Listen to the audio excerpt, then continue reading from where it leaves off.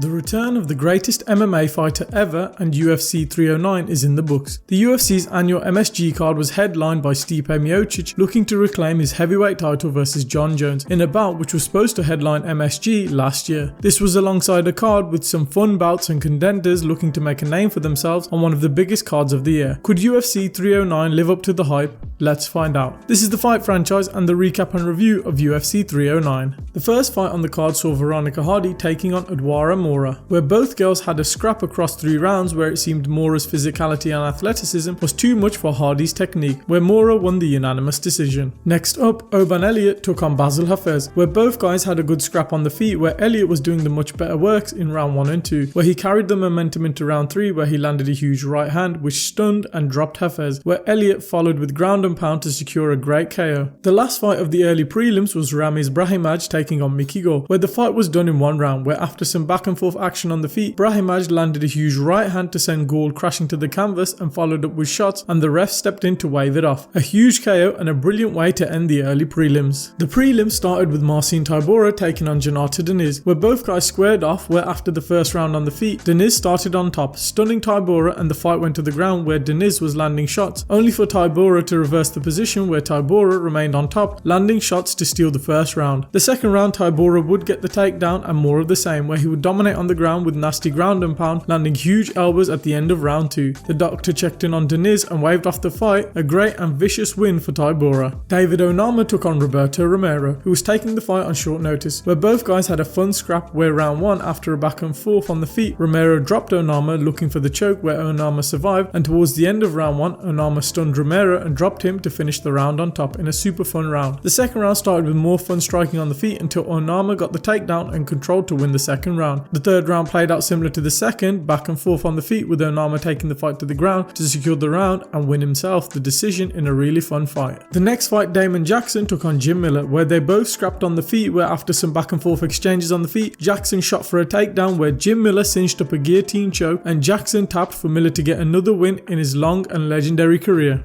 The final fight of the prelims was Jonathan Martinez taking on Marcus McGee, where both guys had a measured fight in round 1 with McGee doing the better and same again in round 2. The third round, Martinez was getting back into the fight, but it was a little too late. McGee would win the decision to bring the end to some decent prelims. The main card began with Mauricio Ruffy taking on James Lontop, where both guys squared off, where in round 1 Ruffy would do the better on the feet to steal the round, and round 2 Ruffy would drop Lontop and land ground and pound where Lontop survived, where Ruffy would piece him up on the feet to end the round. The third round, Lontop showed great heart to steal back the round and fought back, but it wasn't enough and Ruffy won the decision. Viviana Araújo took on Karine Silva, where in a 3-round fight the girls scrapped back and forth in a close fight, where they both had moments of success on the feet and on the ground, where Viviana Araújo won the decision. The next fight saw the hyped and talented Bo Nickel taking on his toughest test of his career in Paul Craig. Both men had a 3-round fight on the feet where Craig had some success with his body kick while Nickel was doing good work with his hands, even stunning Craig in round 3. Nickel would win the decision in a good test in competition for Nickel as it gets much more difficult going forward. The co-main event saw Charles Oliveira defending his spot atop the lightweight division against Michael Chandler in a rematch from UFC 274. The fight was a fun bout where Charles Oliveira dominated in a 5-round fight with a scare at the end. The first round Charles dominated on the feet until he took the fight to the ground looking for the submission. The second round was similar with Charles landing some vicious ground and pound, and the third and fourth round Charles dominated as well. The final round with Chandler needing a finish, he would rock Oliveira on the feet who went down looking for vicious ground and pound with a lot of illegal shots to the head, with Charles surviving that. When they stood back up, Charles found the takedown looking for the choke till the end of the fight, with Chandler playing to the crowd at the end of the fight looking for 2 back slams. A great win for Oliveira, dominating and showing a different side to his game in a dominant 5-round fight, and as usual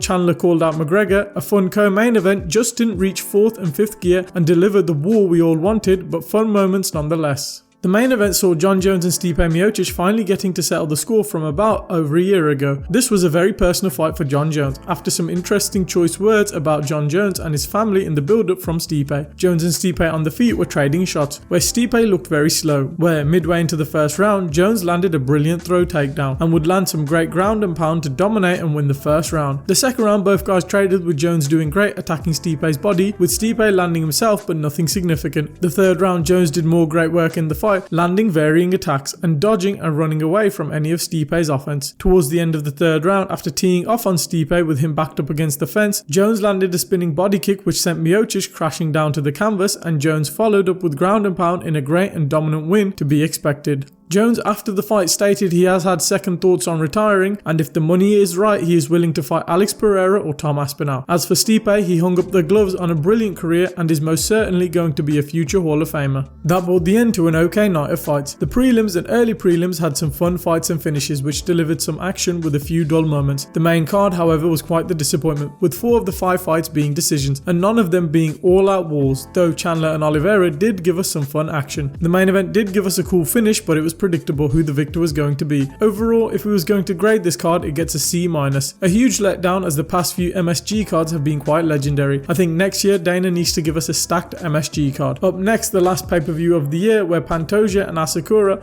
are hoping to end the pay-per-view year off with some fireworks. Did you enjoy the video? Let us know down in the comments below. What did you think of Jones versus Stipe Miocic? And do you think Jon Jones is the best heavyweight in the world, and who should he fight next? Leave a like if you've enjoyed the video, subscribe for more MMA and fight content coming soon. We hope you enjoyed the video and we'll catch you in the next one.